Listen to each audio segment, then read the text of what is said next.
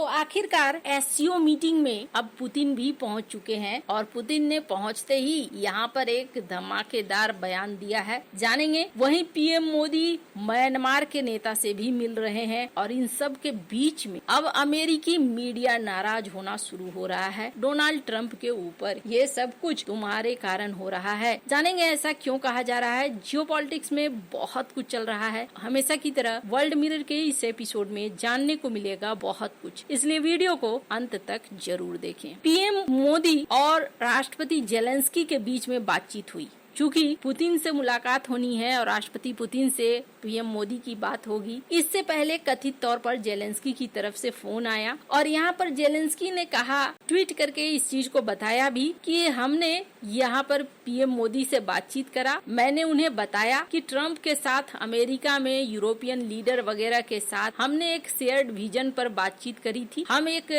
सही तरीके से शांति पर पहुँचने के लिए हम लोगों ने बात करी। 2 हफ्ता बीत गया है, लेकिन इस बीच कोई भी डिप्लोमेसी की तैयारी जो करनी चाहिए थी रूस को, उसकी तरफ से नहीं दिख रहा है। मॉस्को की तरफ से कोई पॉजिटिव सिग्नल नहीं दिख रहा है और इसकी जगह पर सिविलियन को टारगेट बनाया जा रहा है, स्ट्राइक किए जा रहे हैं और इस पर प्राइम मिनिस्टर ने उन्हें संवेदना व्यक्त की थी। तो उन्होंने कहा कि पीएम मोदी ने जो संवेदना व्यक्त की उनके लिए थैंक यू। तो हम चाहते हैं कि आप जब बात करें उनको इस बात के लिए समझाएं कि इस युद्ध का अंत होना चाहिए और सीज फायर तुरंत होना चाहिए और उसके बाद धीरे धीरे ये अंत हो जाना चाहिए। लंबा चौड़ा पोस्ट इन्होंने लिखा। समरी ये था, जब आप राष्ट्रपति पुतिन से मिलो तो उन्हें समझाना कि युद्ध रोक दे। हालांकि हमने आपको अपनी पिछली खबर में बताया था कि अब तो अमेरिका भी ये आरोप लगा रहा है यूरोप के ऊपर कि तुम युद्ध को रुकने नहीं दे रहे हो। अब इनकी खिचड़ी के बीच में भारत को फंसाया जा रहा है, पर इन सब के बीच में ना एक बड़ा ही अजीब तर्क भी निकल कर आ रहा है। स्क्रीन पर एक आर्टिकल देख रहे हैं, जिस आर्टिकल में क्या कहा जा रहा है, दरअसल न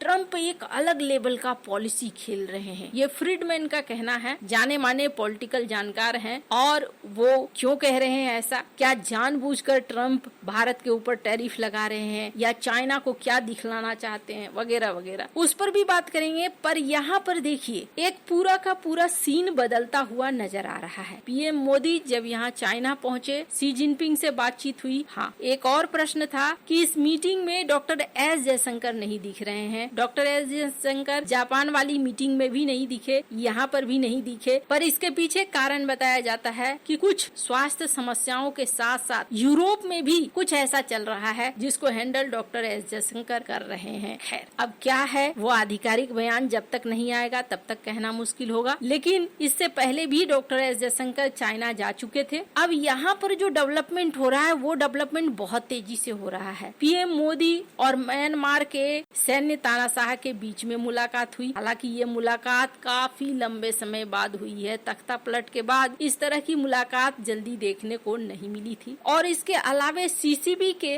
अध्यक्ष से भी पीएम मोदी की मुलाकात हुई। चाइना और भारत की तरफ से रीड आउट जारी किया गया और जिस रीड आउट में कहा गया कि हम पंचशील सिद्धांतों को मानेंगे, एक दूसरे के प्रति सम्मान दिखाएंगे, एक दूसरे से अच्छी दोस्ती रखेंगे, सारी बातें यहाँ पर कह दी गई। पर अब यहाँ पर देखने को मिल रहा है राष्ट्रपति पुतिन का एक इंटरव्यू आया और राष्ट्रपति पुतिन ने यहाँ साफ साफ कह दिया बहुत सारी बातों को। ठीक उन्हीं बातों को, जिन बातों को अमेरिका सुनना नहीं चाहेगा। इन्होंने ब्रिक्स के एजेंडे को आगे बढ़ाने की बात पर जोर दिया और इन्होंने कहा चीन और रूस को एकदम मजबूत रिश्ते की तरह आना चाहिए। रूस और चीन मामले में ब्रिक्स के प्रभाव को बढ़ाना चाहिए। इन्होंने एक साथ ठीक वही वाला रूप दिखाया जो रूप कभी माओ और स्टालिन ने दिखाया था। जब दूसरा विश्व युद्ध समाप्त हुआ ना, तब माओ ने एक आयोजन किया था ठीक ऐसे ही वक्त में, 30 अगस्त से लेकर 4 सितंबर तक के वक्त में। और तब स्टालिन पहुंचे थे चाइना और स्टालिन ने चाइना में पहुंचकर माओ और स्टालिन ने मिलकर एक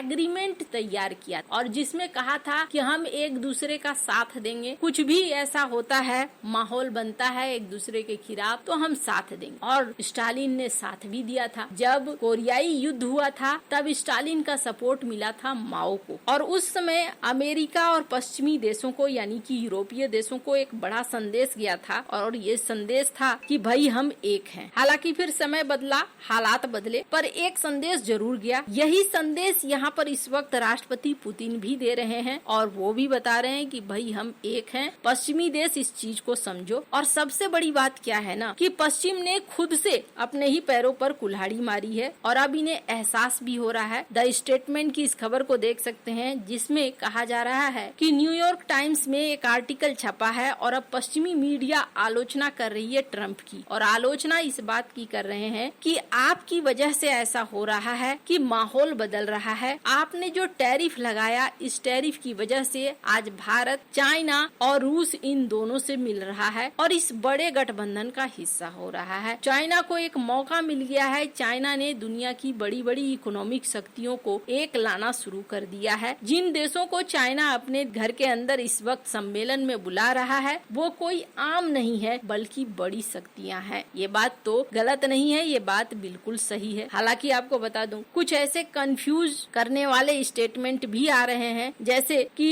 फ्राइडमैन, इन्होंने क्या कहा है, इनका कहना है ना कि डोनाल्ड ट्रंप ना दो तरह की नीति अपना रहे हैं। जॉर्ज फ्राइडमैन अच्छे खासे राजनीतिज्ञ हैं, इन्होंने जियोपॉलिटिक्स को बहुत गहन से देखा है और अब ये जो थ्योरी ला रहे हैं, हालांकि ये थ्योरी बड़ा ही कॉम्प्लिकेटेड है और कंफ्यूज करने वाला है। इनका कहना है कि ट्रंप न एक दूर का गेम खेल रहे हैं। इस गेम में रूस के खिलाफ अमेरिका ये दिखलाना चाहता है कि देखो हम अपने दोस्त पर भी एक्शन ले सकते हैं, भारत हमारा दोस्त है, लेकिन हम अगर भारत पर ऐसा एक्शन ले सकते हैं तो तुम पर कैसा एक्शन ले सकते हैं। अब ये थोड़ा कंफ्यूज करने वाली बात है। लेना है तो डायरेक्ट रूस पर एक्शन लो और वैसे भी प्रतिबंध लगा ही चुके हैं। दूसरी चीज, चाइना के संदर्भ में भी चाइना को ये दिखलाने की कोशिश हो रही है कि नहीं नहीं हम तुम्हारे मित्र हैं, ऐसा नहीं है कि हम भारत के साथ मिलकर तुम्हारे लिए कुछ समस्या लाएंगे। देखो हम भारत पर भी एक्शन ले रहे हैं, भारत के ऊपर हम टैरिफ लगा रहे हैं। अगर फ्राइडमैन की